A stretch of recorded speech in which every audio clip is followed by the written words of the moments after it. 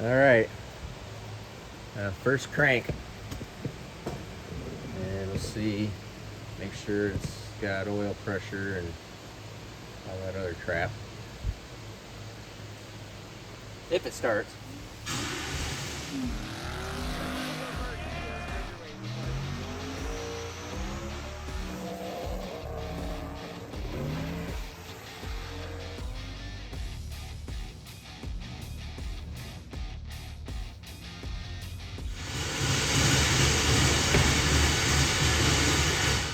Still no fuel pressure.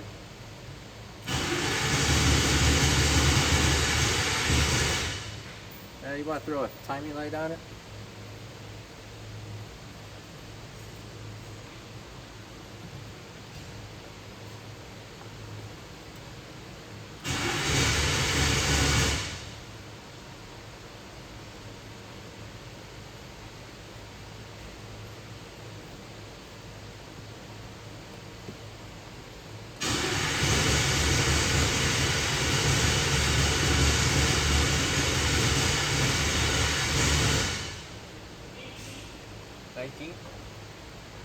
I gotcha. All right. Either we're not getting any, probably not getting any fuel. So we have spark, that's there. That's close enough. Yeah, let's see if we want to go spray some brake clean. So what we'll do here is just a quick diagnose, super quick.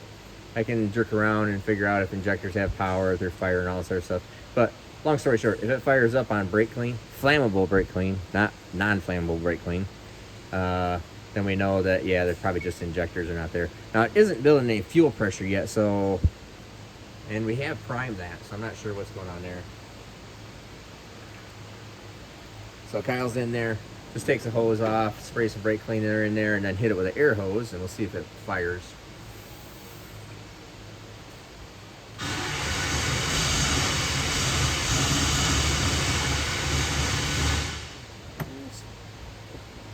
Trying. We'll give it a little bit of throttle position too. You want to go in there and give it a little bit of throttle position? Pretty much right. The throttle screw is right underneath it, so probably like right where it's at right there. So look, run the throttle screw out. Yeah. It tried. So why don't we go ahead? Just grab a Noid light, throw it on an injector, and see if it's flashing. So here we have a Noid light, and what a Noid light is you unplug the injector, you plug this little test light in there, and it'll flash, but sometimes they're a little dim sometimes, but I might just turn the lights off in there, and it's on top.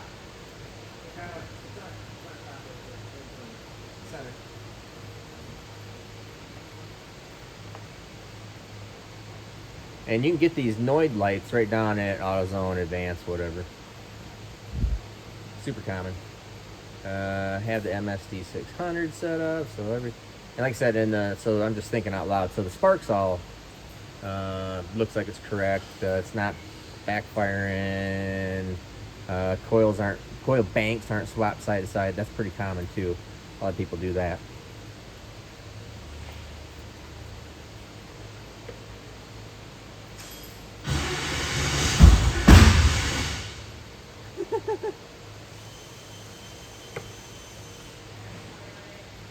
Never mind. I think it probably is got something. You see that backfire out through the exhaust. So we're going to go in there and see what we got miswired here. Obviously something's off. Actually, it just dawned on me. It's my problem. I started from the big block Ford tune that I had just done, which obviously has the wrong firing order. And so number one's right, but obviously the firing order is in the wrong sequence. So I'm gonna change that, send it. Hopefully it will start up. But it never stood a chance of starting there, that's for sure. All right, let's try that.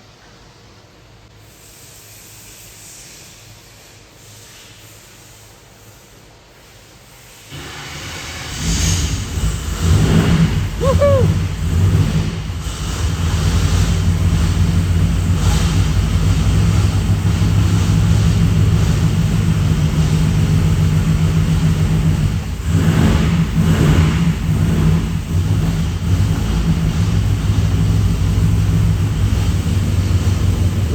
that bad mother the sound of glory right there. This is like the probably the second or third most excited I've been in business life ever.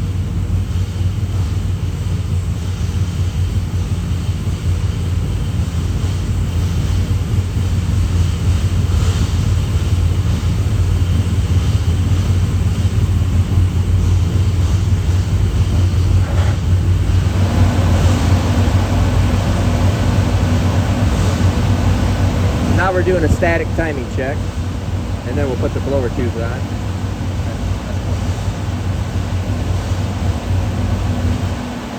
Alright.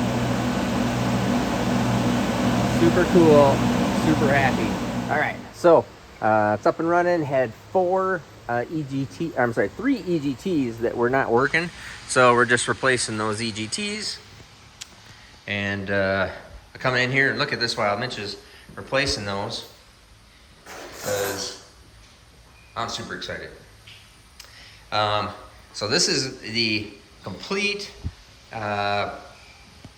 this is all it. I mean, this is the standard system. Now we did make, I think I showed you this earlier, the oil pump and that oil pump mount. Super happy with that. So we can use this Peterson pump and or a Daly's billet oil pan setup, all the same dampener, and drive.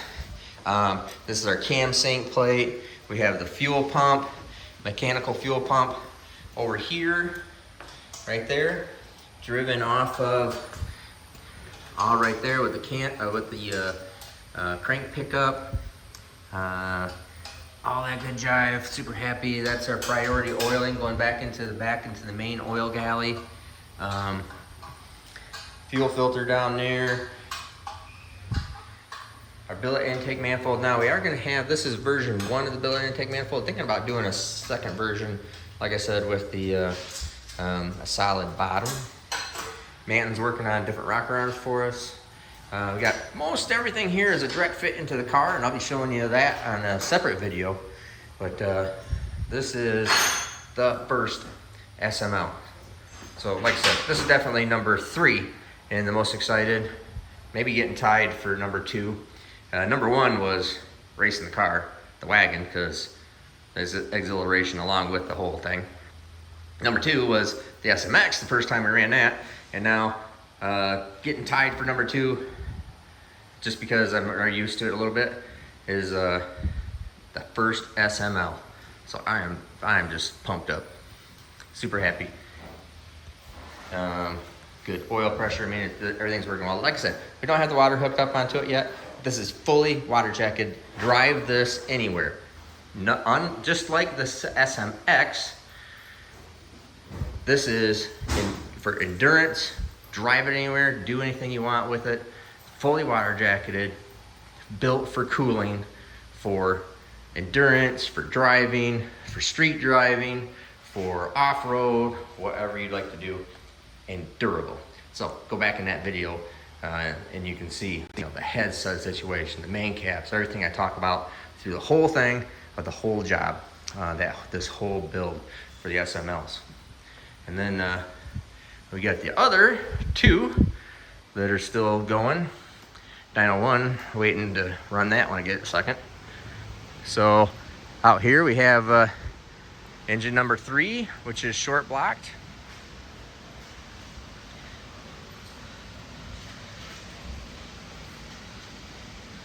There we are, like that. And so this one is completely short blocked. This one is, all the parts are all laid out for it. Gonna be short blocked, then long blocked. Just continuing on. So we're gonna have all three of these done here pretty shortly, but obviously you gotta sort out this first one, and we're really looking forward to it big time. Alrighty, let's go back out there, see if we got enough new EGTs to make this all work. All right, EGTs are all working now. They're over there. You can see that. And so I'm going to bench test the boost controller. So how you do that is I have the power for the solenoids attached to a switched input. So every time it goes over Let's see here, I'll show you. Outputs. So 12 volt power. And every time it goes over 20% throttle, it's going to activate the solenoids. So once they're activated, then it goes to the boost versus RPM. And at 0 RPM, we'll put, we'll just put 10 there. Now, we come down here and we read, so we're reading dome pressure. I'll go back here, reading dome pressure. See down there in that bottom left-hand corner. So as I go to wide open throttle, it does not, there it goes, 10. So you see it go right up to 10 PSI, you let off the throttle and it bleeds back down. So the boost controller is working, and that's how you would bench test that. Now you can, if you do this, you go back down to 0. See how it's still maintaining a little bit of pressure there just because it's sealed. So I open up throttle now, I'm calling for 0. It'll go down, there you go, down to 0. So it is working both on the, it's working on both increase and decrease. So I think I'm ready to, this is just a simple, easy, super easy hit. Just for starters. And take a look at it.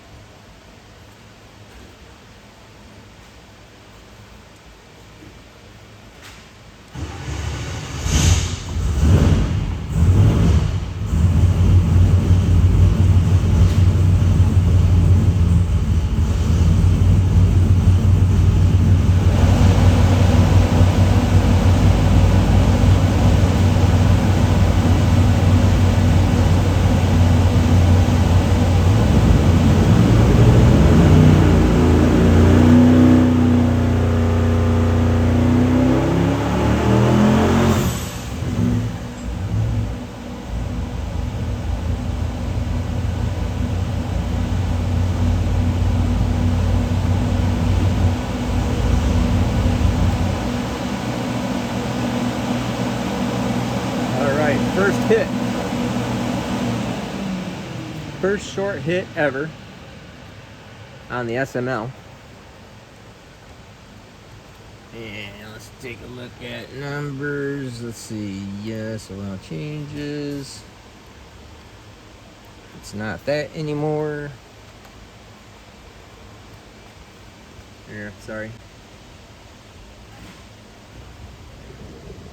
Disregard this. This is something else I'll have to edit out now.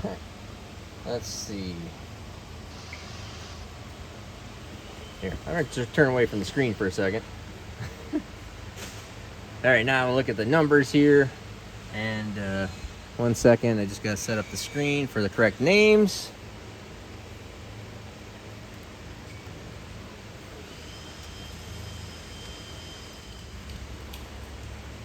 All right, so this is just low RPM, 948 horsepower at 5,300 RPM.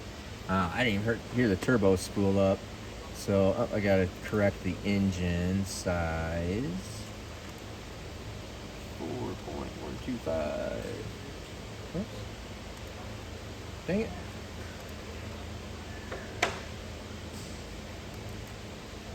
.125. There, 427, yep. All right, 948. And let's go to our boost. To guarantee it didn't, it's 6 pounds boost right there. All right. Super low RPM. Let's go over and I'm gonna go and look at the tune-up information here real quick. Just see if everything is all on target, all on track, and we'll come back and make another short hit on this. So just looking for low boost, just initial tune-up stuff that'll go in, and lash up valves here after this next one. All right, we're gonna be pull number 2 here. I have a big fan that's blowing on the front of the engine there, and it must be aimed just correctly at that turbo that's making it spin a little bit. So we'll go in here, restart, tune up. Everything looked good on that first little hit. I'll start it up at a little higher RPM because it ain't never gonna run at 3600. So start up a little bit higher, get the turbos to spool up and light a little bit, and run it up just a little higher RPM and see what she makes.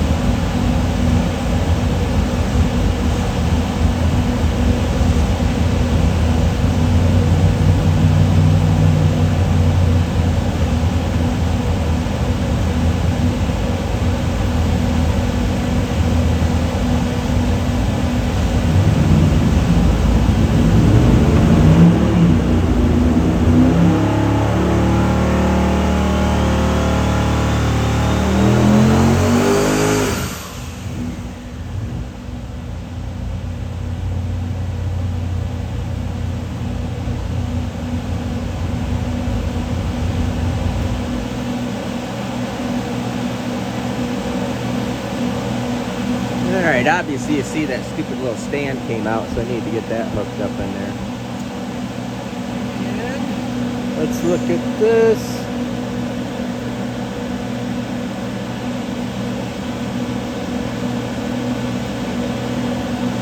Change that.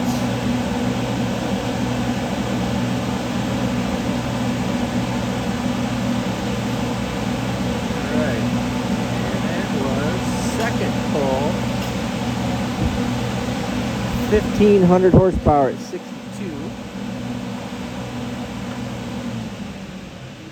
And let's see what kind of boost that was. It should be pretty darn low. Yeah, 13 pounds of boost down there.